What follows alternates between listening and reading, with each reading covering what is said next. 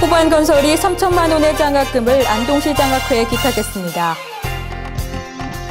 영주시 청소년 상담복지센터가 최근 영주 청소년 문화의 집에서 2013년 지역 청소년 통합지원체계 사업보고회를 가졌습니다. YCI 아줌마 기자들과 임직원들이 21일 영천 희망원 봉사활동과 가족 송년 행사를 열었습니다. 청도군이 20일 군청 상황실에서 공무원 심리상담사 2급 과정 수료식을 가졌습니다. 시청자 여러분 안녕하십니까? 오늘의 뉴스입니다. 경상북도가 대한적십자사 경북지사와 함께 필리핀 태풍 하이엔 피해 지역 출신 결혼이민 여성들의 모국 봉사활동을 적극 돕기로 했습니다.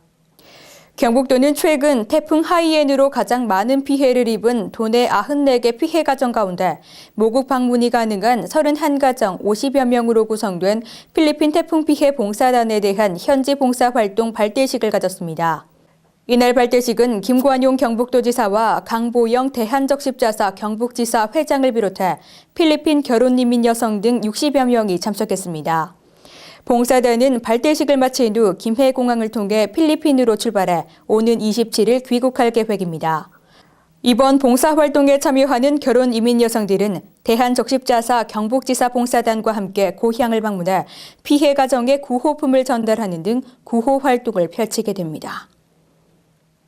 경북도가 최근 도청 현관에서 김관용 경북도지사, 임동혁 노조위원장, 직원 등 100여 명이 참석한 가운데 가족 친화 우수기관 현판식을 가졌습니다. 이날 현판식은 도립교향악단 현악 사중주 축하 연주와 경과보고, 제막식에 이어 격려와 축하로 하나 되는 화합회장이 됐습니다.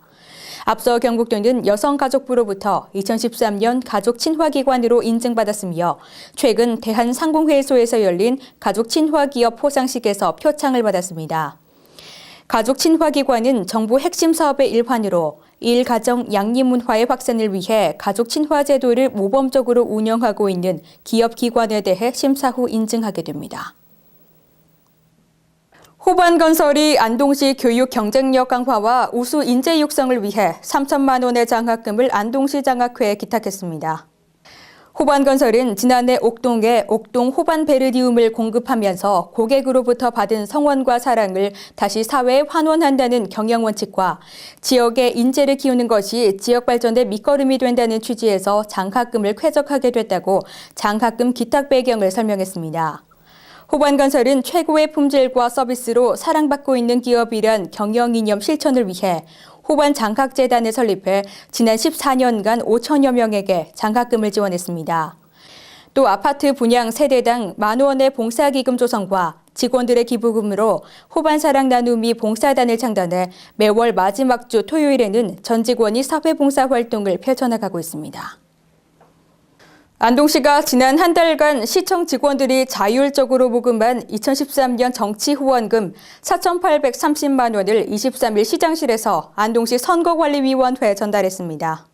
정치 후원금은 국가기관인 선거관리위원회가 정치자금을 기부하기 위해 개인으로부터 이를 받아 일정한 요건을 갖춘 정당에 지급하는 제도입니다.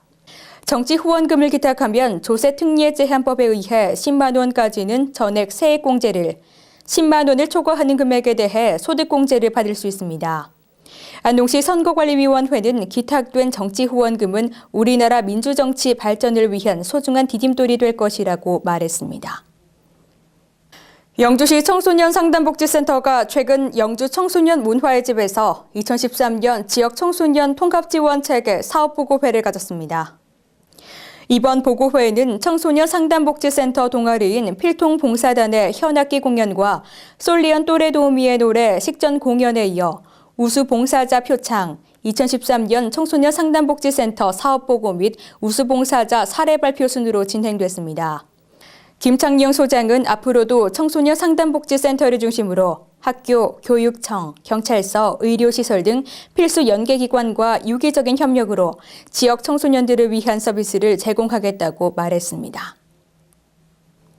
국가지원 지방도 69호선 영천시 조교동에서 임고면 도로가 4차로로 확장됩니다. 영천시는 임고면 복지회관에서 영천 조교동에서 임고면 간 도로건설공사 시작을 알리는 기공식을 가졌습니다. 2017년까지 4년간에 걸쳐 총 사업비 500억 원이 투자되는 이 사업은 영천시 조교동과 임고면 소재지를 4차로 도로로 확장하게 됩니다.